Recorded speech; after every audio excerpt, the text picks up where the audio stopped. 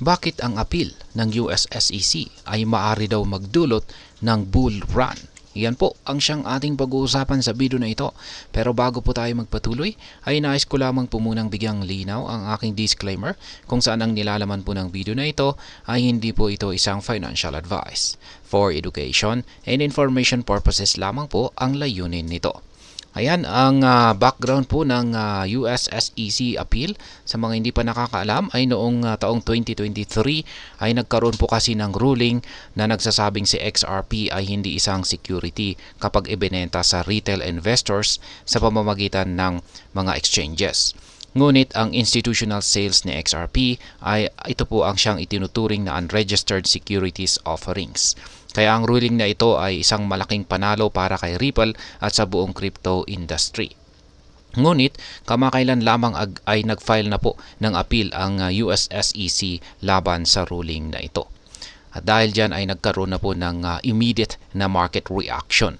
Kaya dahil po sa appeal ng US SEC ay bumagsak ang presyo ni XRP ng halos 22.74% sa loob ng 4 na araw. Maraming investors ang natakot at nagbenta ng kanilang holdings kaya't bumaba ang presyo nito. Ngunit ayon po kay Ginoong Bobby A., isa po siyang kilalang crypto analyst, ay hindi ito nangunguhulagang magpapatuloy ang bearish trend ni XRP.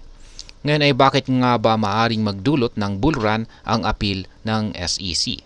Unang-una ay yung kanyang historical patterns. Ayon po kay Ginoong Bobby A. ay noong taong 2020, nang unang mag-file ng kaso ang SEC laban kay Ripple, ay inaasahan ng marami na babagsak ang presyo ni XRP. Ngunit kabaliktaran ang nangyari.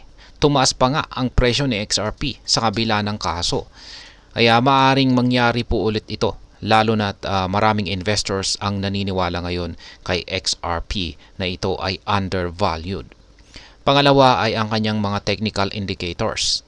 Ito po ang isa pang dahilan ay ang kanyang technical indicators na tulad po ng Bollinger Bands. Ayon po kay Ginoong Bobby, ang Bollinger Bands ni XRP ay nasa pinakamahigpit na level sa kasaysayan nito, kung saan ay nagpapahiwatig ng isang potential volatility. Kapag ang presyo ay nasa lower edge ng Bollinger Band, kadalasan po itong nagbabounce pabalik pataas. Ito ang isa sa mga dahilan kung bakit naniniwala si Ginoong Bobby na maaring tumaas ang presyo ni XRP. Yan, ang pangatlo ay ang Bitcoin halving events. Isa pang factor na binanggit ni Ginoong Bobby ay ang historical pattern ni XRP na tumaas ang presyo pagkatapos po ng Bitcoin halving events. Noong mga taong 2017 at 2020 ay nakita po natin ang matinding paglago ni XRP pagkatapos ng mga halving events. Kung susundan nito ang parehong pattern ay maaring makita po natin ang pagtaas sa presyo ni XRP sa malapit na hinaharap. At ang panghuli ay ang mga political factors. Meron po mga analyst ang naniniwala rin na ang political landscape ay maaring makaapekto sa presyo ni XRP. Ayon po kay Ginoong Bobby, kung mananalo si Ginoong Donald Trump sa susunod na presidential election, maaring magkaroon po ng pagbabago sa leadership ng US SEC. Kung mapalitan po ang SEC chairman na si Ginoong Gary Gensler, maaring maging mas favorable ang regulatory environment para sa cryptocurrencies, kabilang na po itong si XRP.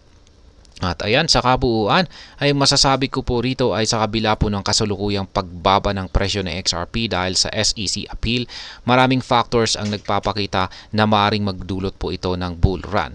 Ang historical patterns, technical indicators, Bitcoin halving events at maging mga political factors, ang lahat ng mga ito ay nagpapahiwatig ng potential growth para kay XRP.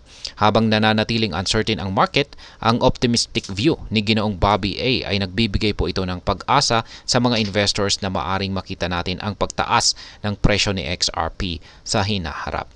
At ayan, hanggang dito na lamang po tayo sa video na ito mga ka-crypto. Sana po ay inyong nagustuhan ang aking paliwanag sa video na ito. Kung inyo po itong nagustuhan, pag-click lamang po ang like button nito. Para naman po sa mga bago lamang dito, kayo po ay aking inaanyayahan para mag-subscribe. Pag-click na rin po ang bell icon nito dahil ito po ang siya magsisilbing notification nito sa mga bago kong videos na akin pong ina-upload sa aking YouTube channel na ito. Marami pong salamat sa panonood, ingat po tayo lagi at God bless po sa ating lahat.